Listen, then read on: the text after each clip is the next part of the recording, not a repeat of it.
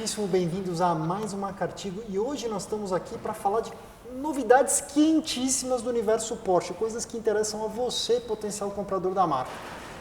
A Cartigo é um oferecimento dos nossos amigos da Lion Sound, tudo que vocês precisam em termos de acessório, isso, filme, película protetora, câmera de ré, Apple CarPlay, tudo aquilo e mais um pouco para tornar sua vida cotidiana melhor com o seu automóvel, procure a Lion Sound, certo? Henricão, muito bem-vindo. Obrigado. É um prazer enorme termos um rosto novo nas Cartigos. A recíproca é verdadeira. As pessoas já estavam meio cansadas de Corny William na Cartigo, certo? Mas hoje nós vamos começar pelo aquilo que acho que foi bombástico no universo automotivo. Com certeza. Porsche Taycan. Primeiro elétrico da companhia. 120 anos depois que Ferdinand Porsche fez a primeira carruagem totalmente elétrica, sem precisar de cavalos. Já era um cara visionário há muitos anos atrás. Mas a história é o seguinte, o primeiro Porsche de produção em série, completamente elétrico, ele vai ser fabricado em 3 plantas espalhadas pelo mundo. Todas elas são livres de dióxido de carbono, ou seja, a produção mais limpa para o meio ambiente impossível. Mas a Porsche veio com 2 versões desse veículo completamente elétrico, cuja história é que ele se situe como produto entre o Cayenne e o Panamera. Exatamente. Mas, apesar de ser chamado ou ser um carro completamente elétrico, a designação foi Manteve. de Turbo e Turbo S. Você sabe por quê? Isso gerou um pouco de polêmica, né? Mas eu imagino que seja para estandarizar com os demais produtos que eles têm. É isto? Exatamente, Henrique. Há algumas semanas Faz antes parte. da gravação desta Cartigo, a gente teve um jantar com o pessoal da Porsche do Brasil e eles deram uma explicação para nós, em loco. Que a ideia foi o seguinte, para o verdadeiro fã da marca, a designação Turbo e Turbo S significa o topo da cadeia dos produtos, tirando as versões semipistas. O que eles quiseram dizer é que essas 2 versões iniciais do Taycan são carros equivalentes ao que seria um 911 Turbo ou um Turbo S, uma Cayenne Turbo ou uma Cayenne Turbo S. E isso, por sua vez, quer dizer que num futuro muito próximo nós teremos uma versão apenas S, uma versão certeza. eventualmente GTS e até mesmo uma versão de entrada do Taycan. Quem sabe? E aí, o Vamos que você aguardar me o conta? O que futuro. te apeteceu quando o assunto é Taycan? Bom, eu acho que em primeiro lugar é o futuro, carro elétrico. Né? E ver uma montadora como a Porsche, que tem toda uma tradição na linha dos esportivos, entrar nesse ponto para bater a Tesla, eu acho que é uma coisa a se considerar. Né? Principalmente se a gente for pegar que eles fizeram um tempo em Nürburgring, um baita de um temporal, diga-se de passagem, para carros elétricos. A Tesla está tentando, vamos ver como é que vai ficar a a história. Tesla fez uma coisinha meio feia, né? Que ela foi para Nürburgring aí recentemente com o Blade. Tesla, mas o carro notadamente Modificado. tunado para pista, com coil over, com roda forjada, com freio de aerodinâmico. cerâmica, que não é exatamente o carro original. Mas bom, vamos falar de powertrain, certo? Exatamente. O Taycan ele conta com um sistema completamente elétrico de 800 volts, que é o dobro do padrão hoje de mercado. A história por trás do desempenho de todo o carro elétrico hoje é a capacidade dele manter o desempenho mesmo quando as baterias vão perdendo carga. Uma das razões por trás disso tudo está justamente nesse sistema de 800 volts. Assim como em toda mecânica de fluidos, o calor ele é ideal até um ponto e seu maior inimigo até outro. Quando o assunto é eletricidade, a coisa é mais ou menos a mesma. Tá? Quando você tem um sistema interno no carro de 800 volts, o que isso permite? Que a eletricidade flua com mais tranquilidade, sem gerar tanto aquecimento. E, obviamente, o Taycan não é um carro que perde desempenho conforme ele perde carga de bateria. Tá? Porsche provou isso, fazendo 26 puxadas no launch control e nem 0,1 segundo de variação. Então, produto que segura bem. E no duelo das terminologias esquisitas, a despeito dele ser um carro completamente elétrico, ele conta com algo chamado overboost. Tá? A história é o seguinte, o pico de potência nominal, tanto para o Taycan Turbo quanto para o Turbo S, aqui eu tenho os dados, o Turbo S ele tem 761 cavalos. Essa é uma medida que todos vocês assistindo vão ter que aprender a esquecer, porque carros elétricos não podem ser medidos em cavalo-vapor. Mas, para fins da analogia adequada, é o equivalente... Faz a modificação para trazer uma terminologia dos dias de hoje. Então, estamos falando de 761 cavalos para o Taycan Turbo S e de 680 para o Taycan Turbo. Mas essa é a potência nominal, especialmente quando o assunto é o overboost e o carro saindo no launch control. Tá? 0 a 100 do Taycan Turbo, 3,1 segundos. 0 a 100 do Taycan Turbo S, 2,8. Ambos os carros, se não me engano, são limitados a 260 km por hora. Questão de precificação dos carros, até uma linha de precificação muito parecida com a do 911 Turbo mesmo. 150 e poucos mil euros para o Turbo, 185 mil euros para o Turbo S. E esse carro te leva no quarto de milha em 10,8 segundos. Lembra quando o Dominique Toretto falava no primeiro... Carro de 10 segundos, agora tem um carro elétrico. Tem um carro elétrico de 10 segundos. Exatamente, Henricão. E bom, como todo carro elétrico, não é um híbrido, não é puramente elétrico, 100%. Tá? Então, o que acontece é o seguinte, a grande pergunta é como é que é a carga de bateria disso, como é que é a autonomia do Taycan, tá? Ficou em cerca de 400 km, de 410 a 460, depende muito da sua condução. E tem uma outra coisa legal, o Taycan tem não um, mas 2 conectores de carga atrás das rodas dianteiras. O conector do lado do motorista para carregadores Level 1 e Level 2, carregadores mais comuns, carregador da porta do passageiro para o carregador Fast Charge DC, que promete carregar o carro de 5% a 80% em 22 minutos e meio. E vamos supor que você está lá, tá na estrada, está lá na reserva, você precisa daquele chorinho, não tem nenhum tipo de carga meio rápida? Tem.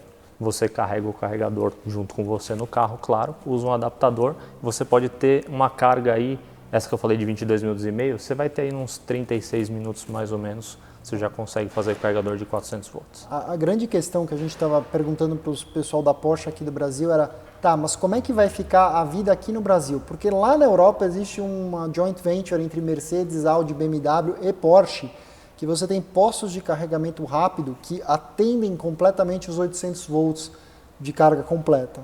Aqui no Brasil, infelizmente, essa não é uma realidade. O que eu fiquei sabendo é que na tomada adaptada para sua garagem, como hoje quem está comprando carro elétrico sabe que os concessionários estão oferecendo isso, a BMW, com a carga lá dos carros híbridos, você vai levar em média 5 horas para completar completamente a bateria do Taycan. É bem rápido, viu? E nesse Fast Charging na Europa, que seria um milagre da natureza, em 5 minutos você tem 100 km de autonomia, ou seja, ficar parado você não fica. Jamais. Você estava falando da posição de dirigir do carro, né? Que ela é meio parecida com o do Carrera. É legal ver como a Porsche conseguiu ainda manter uma certa esportividade num carro elétrico.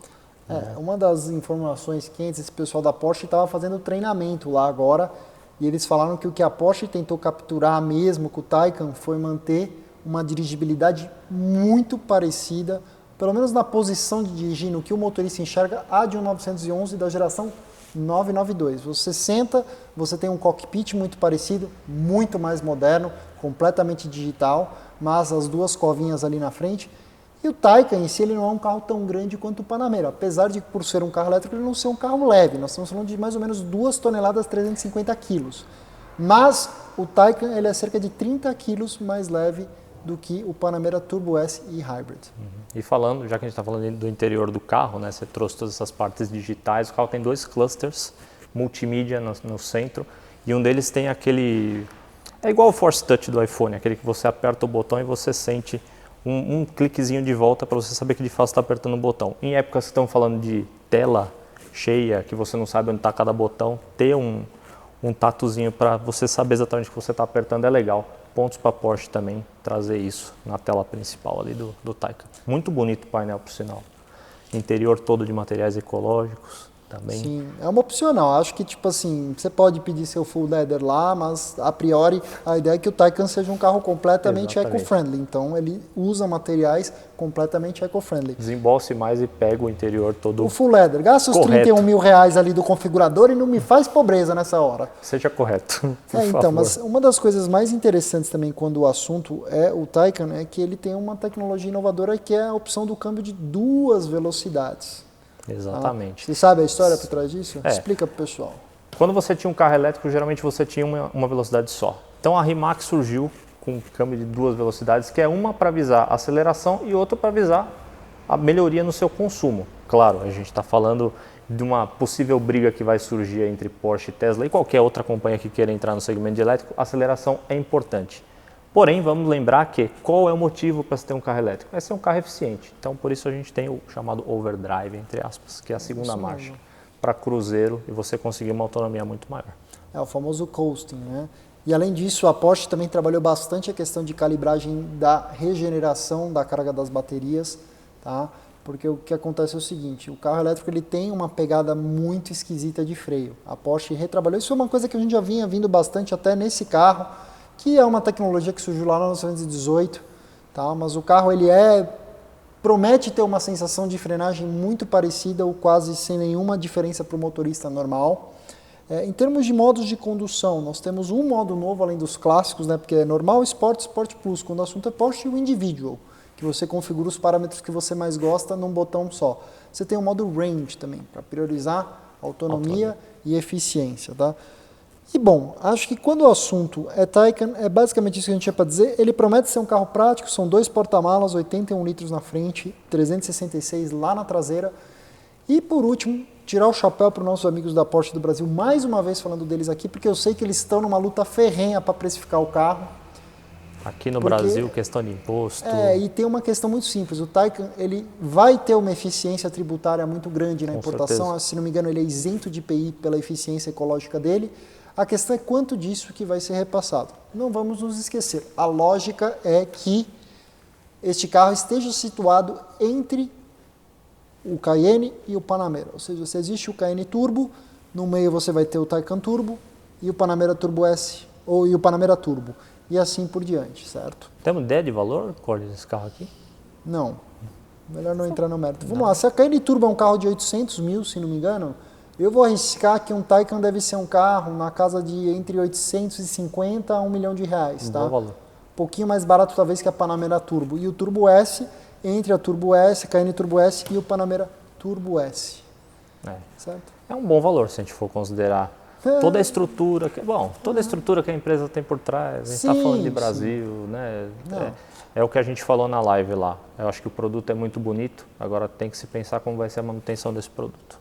A Porsche tem toda uma estrutura por trás que outras empresas não têm. Se ela já era confiável na combustão, imagina no elétrico. Exatamente. Vamos esperar para ver. Já que nós falamos do Taycan, vamos falar de outro tema, que o assunto é Porsche também, que é um carro que tem uma liquidez que o mercado brasileiro ama de paixão, que é o Macan. Macan da geração atual, um abraço para o Walter, para a Camila lá na Stuttgart. Vocês estão vendendo esses carros como se fosse fornada de pãozinho. Impressionante a quantidade de Macan na rua. Chegou o momento de nós falarmos do novo Macan Turbo. Exatamente. Certo? Aposentado, o motor 3.6. Entra no lugar o 2.9 V6 biturbo, 440 cavalos, 55 kg de torque. É mais do mesmo, meus amigos. Eu digo o seguinte para vocês, hoje economia de escala, eficiência, esse é o mesmo motor que nós já vemos em todas as versões do Panamera, das mais simples, tirando a Panamera Turbo, que é o 4.0 V8. Também é o mesmo motor que nós vemos na linha da Cayenne, também é o mesmo motor que nós vemos na linha RS4 e RS5 nova. Tá? Então assim, as coisas convergindo para um lugar só. Mas não dá para reclamar. Curiosamente, o PDK da Macan Turbo ainda é o de 7 marças da geração anterior. A gente lembra, a Macan ela está num ciclo de meio de vida, ou seja, o produto deve ter mais 3 anos de mercado até que venha uma nova geração. A grande especulação é que existe uma chance da futura geração do Macan ser completamente elétrica. Já vai ser interessante ver a Porsche estão fazendo um esportivinho e um Save. Você já teve experiência com o Macan? Nunca tive, mas eu vejo bastante na rua. Cara, a Macan ela realmente é um carro brilhante, ela é um SUV que tem uma experiência de hatch mesmo. É um dos poucos carros que efetivamente você pode falar, não, isso aqui é um SUV, mas que se comporta como um hot hatch. Única que eu tenho experimentado. E o Macan Turbo, ele é o topo, não tanto na tocada, ele é um carro mais civilizado para uso cotidiano do que o Macan GTS. O Macan GTS é um carrinho firme, duro. Só que, na linha reta, o Macan Turbo é o Big Daddy da linha de modelos. 0 a 100 em 4,3 segundos, máxima de 270 km por hora e uma inovação bacana nos freios. Vai vir com os mesmos freios que estão vindo na Cayenne Turbo, tungstênio. Exatamente. Prometem maior resistência, menos poeira, sem tanta onerosidade do carbocerâmica, né? Vamos ver. E bom, os preços da Macan Turbo partem de 91 mil euros lá fora. Se a gente fosse fazer uma conversão chula que não tem funcionado muito bem, eu diria que é um carro para uma média de 600 a 650 mil reais, 0 km.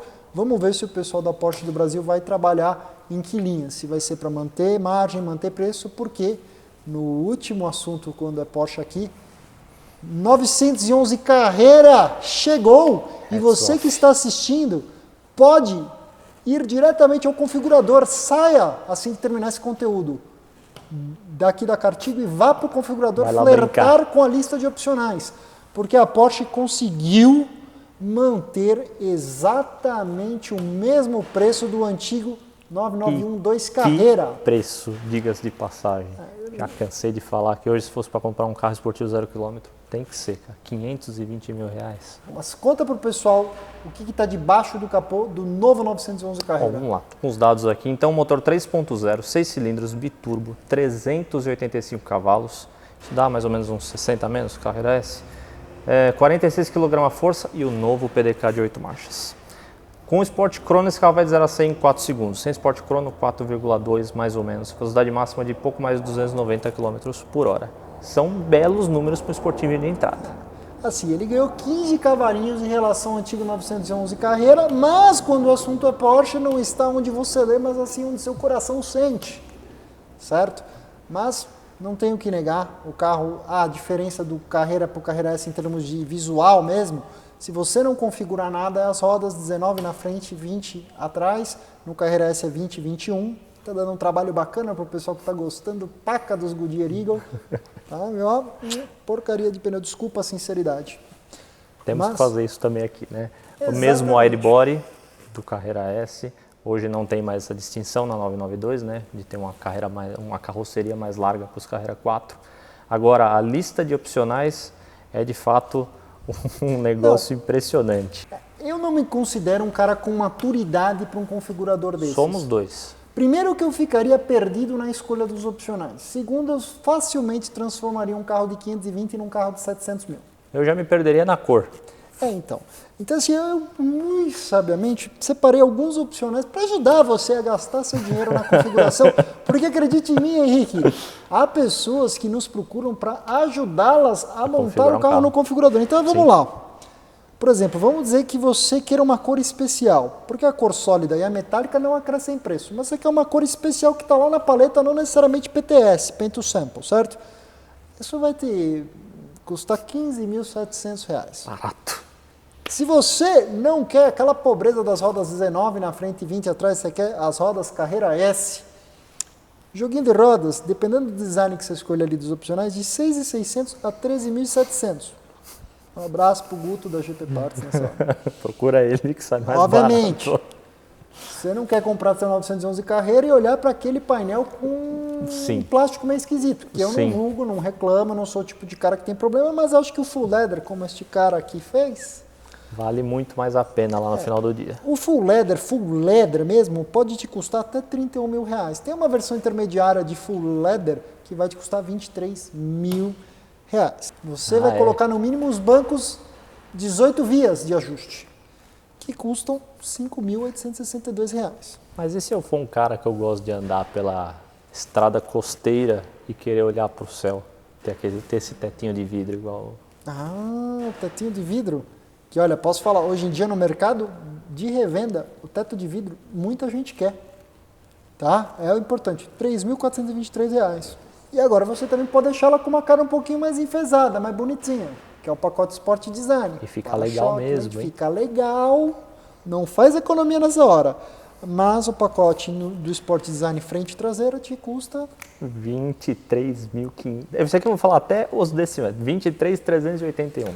E bom, e para todos nós que moramos em prédios de pessoas sem graça, que não tem respeito, que tem entradas hiper íngremes, você pode resolver o seu problema. Como, Henrique? Compra o Lift System, gasta 14 mil. Exatamente. Para Deus ver. E, obviamente, se você vai fazer uma viagem longa, você não vai encontrar posto pódio bom, com pódio boa, o que você faz? Você compra o tanque estendido com 90 litros. E você gasta... Esse é barato. É barato. R$1.100. Então, meus amigos, a questão é o seguinte, Henrique, depois do Faz-me Rir, o seu carro de 520 mil reais, se você for na linha de tudo isso que a gente falou aqui, ele vai custar R$653.669. 30 mil reais a menos do que um 911 Carrera S pelado. no pé de bois, que é sacanagem, mas é o que eu estou dizendo, é tipo assim, é no pacote standard, certo? Eixo direcional não existe para carreira, não deve existir. O William outro dia discutiu comigo, falou que teve um cara aí que pediu no 911 carreira na VM2, falei, não tem, Will, não tem como botar eixo traseiro direcional em carreira, só o carreira T que tem. Mas bom, com isso acho que a gente encerra, dá por encerrada essa quantidade gigantesca de novidades do universo Porsche. Para vocês, muito obrigado por assistir esse vídeo, deixa seu like, clica no sininho para você não perder nada do que a gente faz aqui e claro, se você não é inscrito no canal, o que você está fazendo? Se inscreve no canal. É isso aí. E nesta tela final, vocês podem assistir a última cartilha que nós fizemos aqui no canal.